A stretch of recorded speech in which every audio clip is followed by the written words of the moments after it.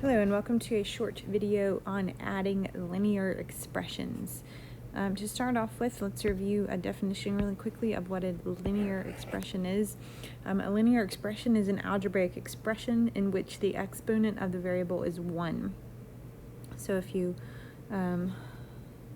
look up here at these examples, you see that all of these have variables in the form of x's, but none of them have exponents in them. They all would be raised to the power of 1.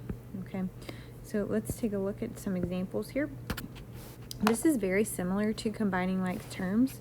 So if we had this problem here, x minus 2 plus 3x plus 8. Here, this is probably my preferred method of doing this, which is to simply stack these problems, and then you're just combining like terms, just what you've been doing. So you would, in this case, combine your negative 2 with the plus 8, and then you would combine an x and a 3x.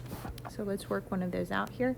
If I had 3x plus 2 plus 2x plus 3, okay, you can stack those like I just showed you so that you have your like terms over top of one another, and then you are adding those to 2 plus 3 is 5 plus 3 plus 2 is 5x.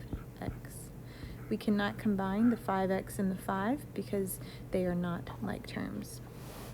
Another way you can do this is horizontally. This is shown to you in example B here. So they have just taken those and they have just kind of found their like terms. So we have a like term here and here, and then we have like terms here and here. And so they've combined the negative 4y plus 11y. You can see they've went ahead and grouped them there. And then they've done the 3 minus 5 and they've grouped those there. And then they've combined those with the final answer. So let's go ahead and practice one of those. So if I have 3x plus 5 plus 6x plus 3, I can rewrite that so that these are my like terms are together. 3x plus 6x plus 5 plus 3. And then I can combine my like terms here. 3x plus 6x is 9x, plus 5 plus 3 is 8. I cannot combine 9x plus 8 because, again, those are not like terms.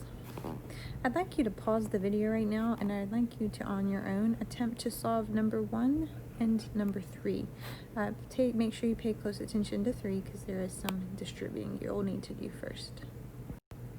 Okay, here's the work shown for you. For number 1, I did the stacking rule here, so I stacked the x plus 3. Underneath that, I stacked the 2x minus 1. I'm going to use my integer rules. I have a positive 3 minus 1, which gives me 2. And then I have x. Anytime there is a variable without a number in front of it, I know that is a 1. So 1x plus 2x gives me 3x.